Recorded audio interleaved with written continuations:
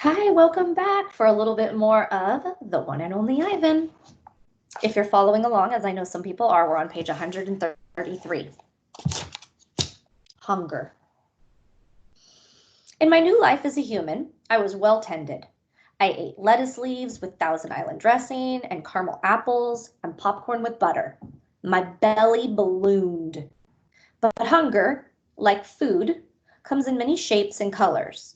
At night, lying alone in my poo pajamas, I felt hungry for the skilled touch of a grooming friend, for the cheerful grunts of a play fight, for the easy safety of my nearby troop, foraging through shadows. Remember what happened to Tag, I told myself. Don't think about the jungle. But still, sometimes I lie awake, wishing for the warmth of another just like me, asleep in a night nest of tender prayer plant leaves. I liked having sips of soda poured into my mouth like bubbling waterfall, but every now and then I longed to search for a tender stalk of arrowroot to feel the tease of a mango just out of reach. This one's still life. One day, Helen came home with something large and flat wrapped in brown paper. Look what I bought today, she said excitedly as she tore off the paper.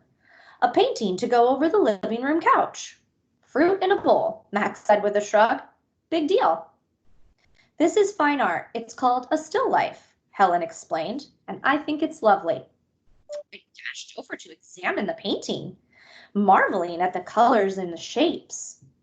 See, said Mac's wife. Ivan likes it. Ivan likes to roll poop and throw it at squirrels, Max said. I couldn't take my eyes off the apples and bananas and grapes in the picture. They looked so real, so inviting, so edible. I reached out to touch a grape, and Helen slapped my hand. Bad boy, Ivan, don't touch. She jerked her thumb at Mac. Honey, go get a hammer and a nail, would ya? While Mac and Helen were busy in the living room, I wandered into the kitchen. A cake covered in thick chocolate frosting sat on the counter. I like cake. Love it, in fact. But it wasn't eating I was thinking about. It was painting.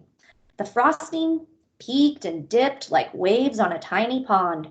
It looked rich and gooey, dark and smooth. It looked like mud. I scooped a handful of frosting. I scooped up another. I headed to the refrigerator door. It was perfect, an empty white waiting canvas. The frosting wasn't as easy to work with as jungle mud. It was stickier and, of course, more tempting to eat.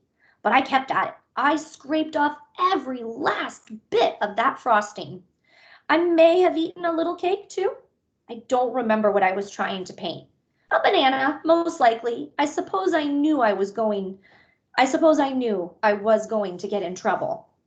But at that moment, I just didn't care. I wanted to make something, anything, the way I used to. I wanted to be an artist again. Punishment. I soon learned that humans can screech even louder than monkeys. After that, I was never allowed in the kitchen. Babies. Back in those days, the Big Top Mall was smaller. It had a pony ride, a wooden train that bustled around the parking lot, a few bedraggled parrots, and a surly spider monkey. But when Mac brought me, a baby gorilla dressed in a crisp tuxedo, to the mall, everything changed. People came from far and wide to have their pictures taken with me. They brought me blocks and a toy guitar. They held me in their laps. Once, I even held a baby in mine. She was small and slippery. Bubbles flowed from her lips. She squeezed my fingers. Her rear was puffy with padding. Her legs bowed like bent twigs. I made a face. She made a face. I grunted. She grunted. I was so afraid she would fall that I squeezed her tightly, and her mother yanked her away. I wonder if my mother ever worried about dropping us. We always held on, but that's easier to do when your mother is furry. Human babies are an ugly lot, but their eyes are like our babies' eyes, too big for their faces and for the world. This one's called Beds. One day, after many weeks of loud talking, Helen packed a bag and slammed the front door and never came back. I don't know why. I never know the why of humans. That night, I slept with Mac in his bed. My old nests were worn of leaves and sticks and shaped like his bathtub, cool green cocoons. Mac's bed, like mine, was flat, hot, without sticks or stars. Still, he made a sleeping sound like the runkle that my father used to make when all was well, a sound from deep inside his belly. This one's called My Place. Mac grew sullen. I grew bigger. I became what I was meant to be. Too large for chairs, too strong for hugs, too big for human life. I tried to stay calm, to move with dignity. I did my best to eat daintily, but human ways are hard to learn, especially when you're not a human. When I saw my new domain, I was thrilled, and who wouldn't have been? It had no furniture to break, no glasses to smash, no toilets to drop Mac's keys into. It even had a tire swing. I was relieved to have my own place. Somehow, I didn't realize I'd be here quite so long. Now I drink Pepsi, eat old apples, watch reruns on TV. But many days I forget what I am supposed to be. Am I a human? Am I a gorilla?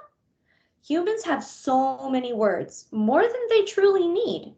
Still, they have no name for what I am. Here's his tire swing.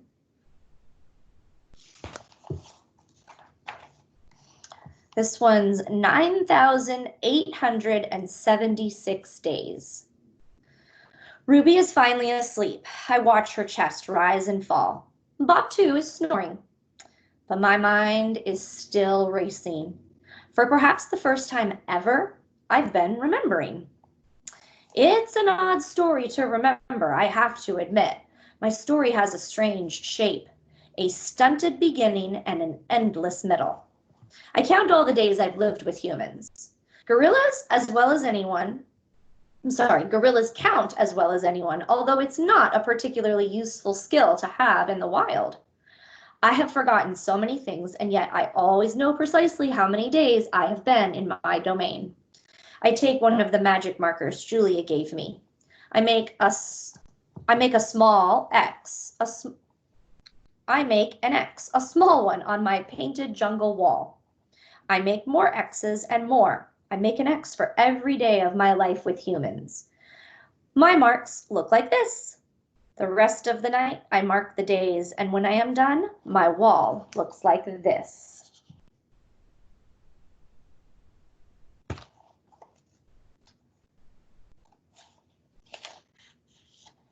And so on until there are 9,876 X's marching across my wall like a parade of ugly insects. Okay, a visit. It's almost morning when I hear steps. It's Mac. He has a sharp smell. He weaves as he walks. He stands next to my domain. His eyes are red. He is staring out the window at the empty parking lot. Ivan, my man, he mumbles. Ivan. He presses his forehead against the glass. We've been through a lot, you and me. A new beginning. We don't see Mac for 2 days. When he returns, he doesn't talk about Stella. Mac says that he is anxious to teach Ruby some tricks. He says the billboard is bringing in more visitors. He says it's time for a new beginning. All afternoon and into the evening, Mac works with Ruby. Ruby's feet are looped with rope so that she cannot run. A heavy chain hangs off of her neck. Mac shows her Stella's ball, her pedestal, her stool. He introduces her to Snickers. When Ruby obeys Mac, he gives her a cube of sugar or a bite of dried apple. When she doesn't, he yells and kicks at the sawdust. When George and Julia arrive, Mac is still training Ruby. Julia sits on a bench and watches them. She draws a little, but mostly she keeps her eyes on Ruby. Bob watches too. He's hiding in the corner of my domain under knot tag. It's raining outside and Bob does not like damp feet. Ruby trudges behind Mac, her head drooping. Endlessly, they circle the ring. Sometimes Mac slaps her flank with his hand. Suddenly, Ruby jerks to a stop. Mac pulls the chain hard, but Ruby refuses to move. Come on, Ruby. Max is almost pleading. What is your problem? She's exhausted. I say to myself, that's the problem. Mac groans. Idiot elephant. Idiot human, Bob mutters. Walk, Ruby, I say, although I know she's too far away. Too far away to hear me. Do what he says.